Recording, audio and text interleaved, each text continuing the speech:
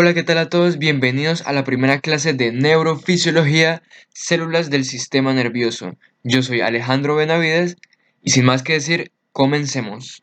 En primer lugar, debemos definir qué es una neurona.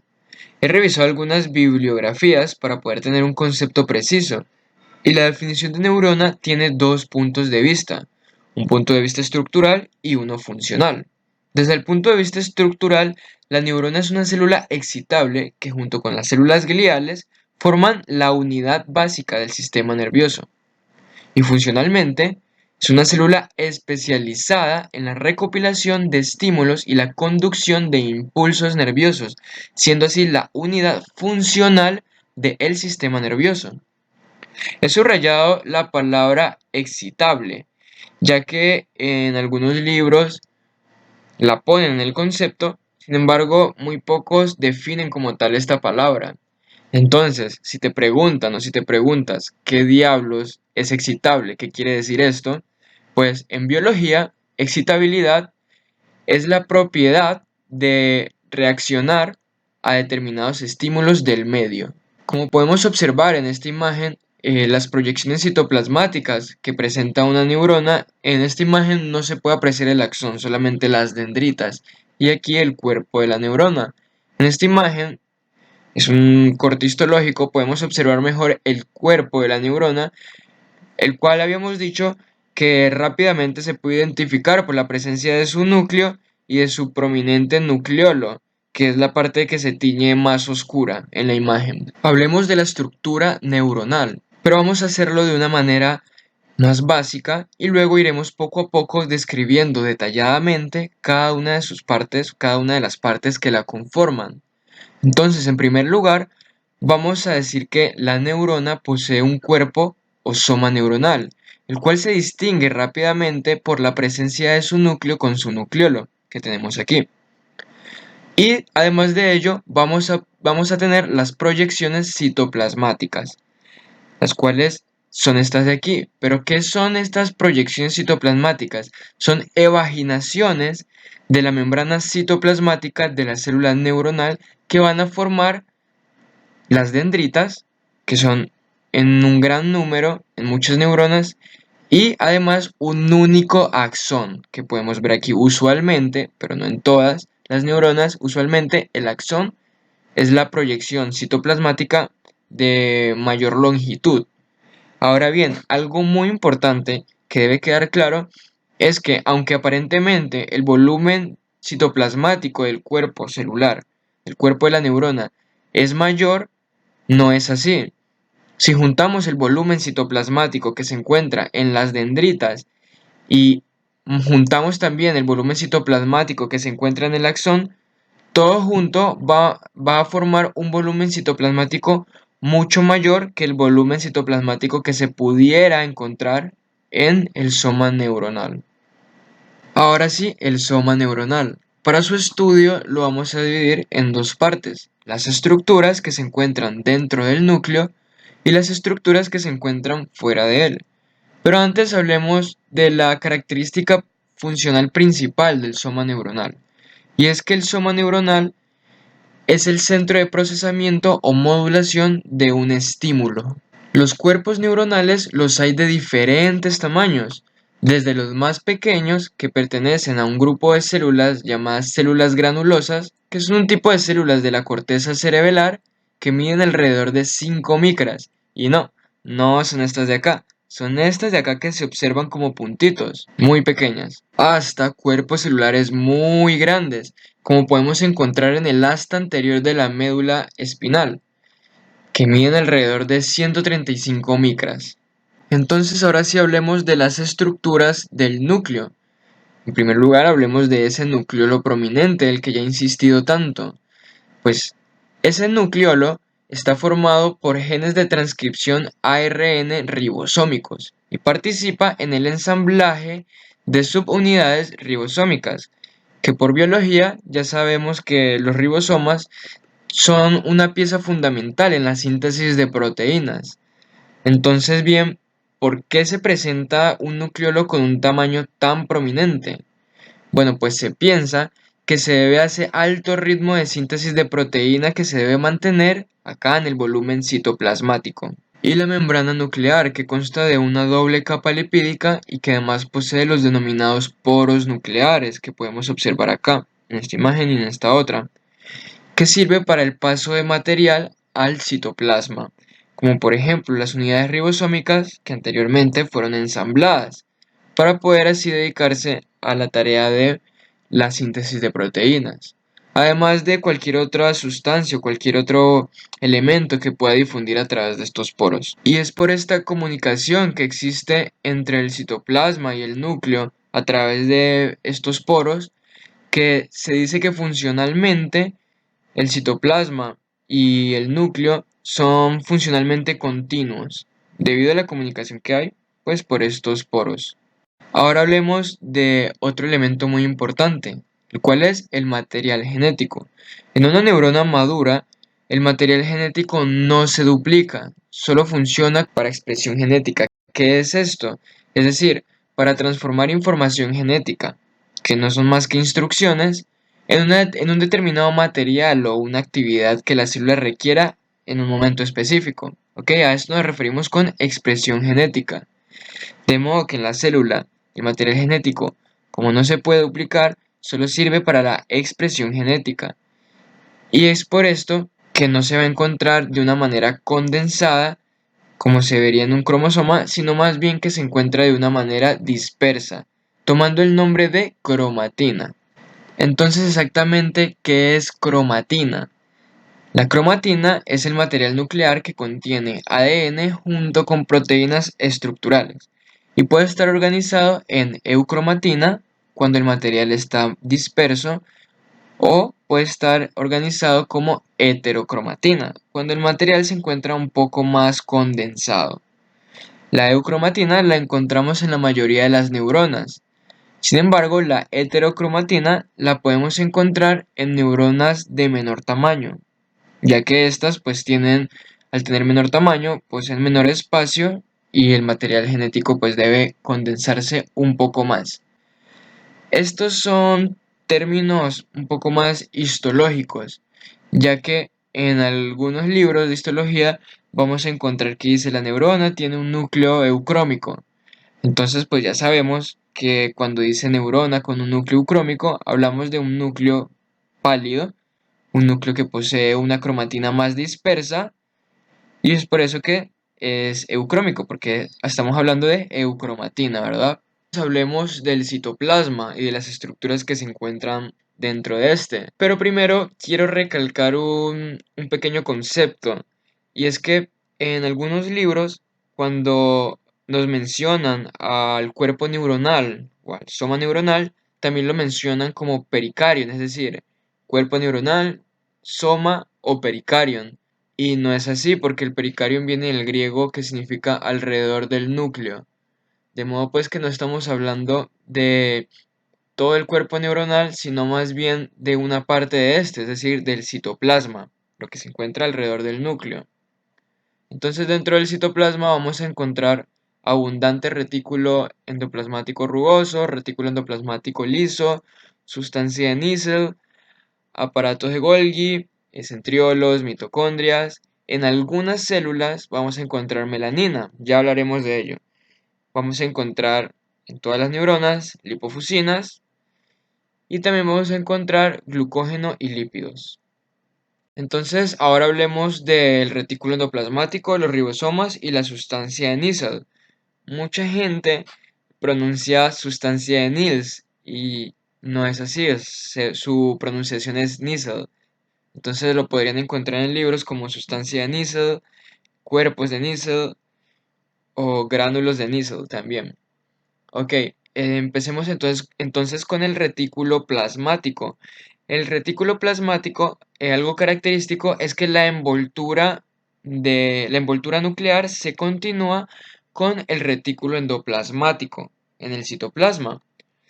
Este retículo endoplasmático por lo general presenta ciertos ribosomas en sus espacios y es aquí cuando toma el nombre de retículo endoplasmático rugoso. Cuando no existe la presencia de estos pequeños ribosomas, que aquí en esta imagen se visualizan como los puntitos de color morado. Bueno, cuando no se encuentran estos ribosomas, pues estamos hablando de retículo endoplasmático agranular o retículo endoplasmático liso, ¿ok? Pero en el cuerpo celular de la neurona vamos a encontrar abundante retículo endoplasmático rugoso, disperso en casi todo el soma, en casi todo el citoplasma del soma neuronal. En esta imagen, pues esquemática lo vemos así, pero en una imagen de microscopía electrónica, como aquí, podemos observarlo como estas pequeñas rayitas que se encuentran aquí dentro de la imagen, ¿sí? Y los ribosomas se pueden visualizar como unos pequeños puntitos, pero casi son imperceptibles. De hecho, en esta imagen que observamos acá, podemos ver que el contenido de estos ribosomas se observan como pequeñas granulaciones, es decir, pequeños puntitos que se encuentran, como pueden ver en la imagen, dispersos alrededor de todo el citoplasma. Son todos estos puntitos que se ven por aquí. Y ahora bien, en microscopía óptica, los ribosomas, junto con el retículo endoplasmático, se encuentran en forma de cúmulos que se tiñen de un color bien oscuro. Y ustedes me dirán, Alejo, pero no entiendo. Aquí dice corpúsculos de Nissl. Y sí, está bien. Lo que sucede, ojo aquí, es que en microscopía óptica, el conjunto de ribosomas con retículo endoplasmático, es decir, retículo endoplasmático rugoso, lo vamos a nombrar o lo vamos a encontrar como en forma de cúmulos y a esos cúmulos se los nombra corpúsculos de Nissl. Es decir, que estamos hablando del mismo retículo endoplasmático rugoso, solamente que en microscopía óptica tiene otro término que es corpúsculos de Nissl. ¿Ok? Entonces es completamente lo mismo. Ahora bien, estos corpúsculos de Nissl se van a encontrar dispersos alrededor de todo el cuerpo, de todo el citoplasma del cuerpo neuronal, excepto en una pequeña porción del mismo cuerpo neuronal que se encuentra muy cerca del axón. Y es un punto o es una parte del cuerpo neuronal, es una sección que se denomina cono axónico. Ese lugar va a carecer de corpúsculos de Nissl. Entonces, los corpúsculos de Nissl ya sabemos que se encuentran dispersos en el citoplasma del soma neuronal. También los vamos a encontrar en el citoplasma de las dendritas o en la parte más proximal del citoplasma de las dendritas. Ahí también vamos a encontrar corpúsculos de Nissl. Donde no vamos a encontrar corpúsculos de Nissl, pues no vamos a encontrarlos en el axón. Es decir, el axón junto con la parte del cuerpo neuronal que se conoce como cono axónico son los lugares donde la neurona carece de corpúsculos de Nissl, ¿ok?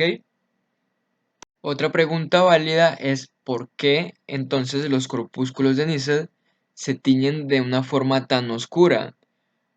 En histología a esto se lo conoce como vasofilia, ¿ok? Cuando se tiñe de una forma muy oscura se lo denomina vasofilia. ¿Y por qué entonces presentan esta vasofilia? Pues hay que recordar que los ribosomas están compuestos en cierta parte, una parte por unas proteínas y otra parte por ácido ribonucleico.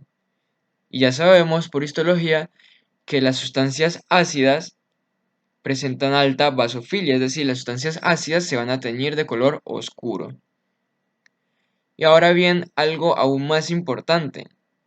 ¿Cuál es la función de estos corpúsculos de Nissl, del retículo endoplasmático rugoso en sí? ¿Cuál es su función? Pues sencillo, la función que presentan ellos, la función que poseen es la de sintetizar ciertas proteínas que van a ser necesarias para la actividad celular, ya sea en el mismo cuerpo celular o proteínas que van a dirigirse hacia las dendritas o hacia el axón, ya para poder cumplir sus funciones celulares normales. Además de que también van a reemplazar o van a sintetizar proteínas que reemplacen ciertas proteínas que se tornen obsoletas después de la actividad celular normal. Ahora bien, saber esto nos lleva a una pregunta clásica de neuroanatomía, la cual es, ¿qué es la cromatólisis? En primer lugar, aquí tenemos una neurona, un cuerpo neuronal de una neurona normal. Aquí tenemos una neurona que ha sufrido el fenómeno de cromatólisis. Pero bueno, ¿qué es la cromatólisis? La cromatólisis es un fenómeno que da la impresión de que la sustancia níquel ha desaparecido. Como podemos ver aquí, aquí encontramos pues estos cúmulos, estos cuerpos de níquel, y aquí ya no los encontramos. ¿Ok? Entonces da la impresión de que han desaparecido, pero no es así. Este fenómeno se da a causa del movimiento de los corpúsculos de níquel hacia la periferia del citoplasma, del cuerpo neuronal, junto con su núcleo, ¿ok? Entonces tenemos el núcleo excéntrico y los... excéntrico quiere decir, pues, hacia uno de los extremos.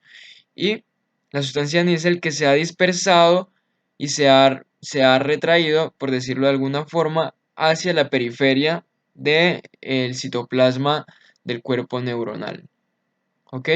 Se encuentra aquí. Ahora bien, ¿cuándo ocurre la cromatólisis? ¿Por qué se da? Mejor dicho, ¿por qué se da la cromatólisis? Bueno, este fenómeno se produce cuando la neurona sufre fatiga o también cuando la neurona ha sufrido cierto tipo de lesión. Ahí ocurre el fenómeno de cromatólisis. Ahora hablemos del aparato de Golgi o de Golgi, como algunas personas lo nombran. Primero, recordemos las proteínas que fueron sintetizadas aquí en la sustancia de níquel. Una vez que son sintetizadas, estas se dirigen vía transporte vesicular, es decir, se empaquetan en vesículas y vía transporte vesicular se dirigen al aparato de Golgi, donde van a ser modificadas en cierta forma. Es decir, primero van a ser almacenadas temporalmente y luego van a sufrir ciertos cambios. Es decir, en algún momento se les puede agregar, por ejemplo, carbohidratos para formar glicoproteínas y pueden ir siendo transportadas vía transporte vesicular de una cisterna a otra cisterna. Ya, lo importante es que cada cisterna está especializada en una síntesis determinada para una determinada proteína, con el fin de poder sintetizar una proteína funcional que la neurona requiera. A lo que me refiero es que cada una de estas cisternas va a estar especializada en un trabajo específico. Para al final, al otro extremo del aparato de Golgi, cuando ya esté terminada la síntesis completa de dicha proteína, pueda ser transportada por medio de vesículas, donde está empaquetada la proteína, hacia la zona de la neurona que necesite dicha proteína. Pero usualmente estas vesículas empaquetadas se dirigen a las terminales axónicas. ¿Ok? Continuemos con la mitocondria. Las mitocondrias no solamente se encuentran en el soma o en el cuerpo neuronal, sino que estas se van a encontrar esparcidas por toda la neurona. Aquí podemos verlas en esta imagen de microscopía electrónica y en esta imagen esquemática las mitocondrias. ¿Cuál es la función de estas? Pues la misma que en las otras células. Ella es la encargada de la producción de energía celular. Los filamentos neuronales o neurofilamentos van a ser el componente principal para el citoesqueleto, la formación del citoesqueleto. Y tenemos a los microfilamentos y a los microtúbulos, que juntos van a tener un papel fundamental en la formación de nuevos procesos neuronales. ¿A qué me refiero con procesos neuronales? A la formación de nuevas ramificaciones dendríticas o ramificaciones axónicas o axonales, y también a la retracción de ciertos procesos neuronales que se encuentren ya obsoletos, que sean viejos. Además, los microtúbulos van a ser muy importantes porque van a funcionar en cierta medida como rieles para el transporte de ciertas sustancias dentro del axón, a lo cual denominamos transporte axónico, de lo cual tendremos que hablar más adelante, de pronto en algún otro video. Continuemos con las lipofusinas. Las lipofusinas son un pigmento pardo, amarillento, pigmento pardo, que es inofensivo, es algo producto del metabolismo de las células que se acumula con la edad. Este pigmento es muy común en las células que carecen de división celular, como por ejemplo las neuronas, obviamente, también células musculares, como las células musculares cardíacas o esqueléticas, etc. Además, en algunos artículos hablan de que experimentos recientes señalan que el acúmulo de este pigmento, de esta lipofuscina, podría ser un indicador exacto de estrés celular. Sin embargo, vuelvo y repito, este es un pigmento inofensivo que es común en estas células que carecen de división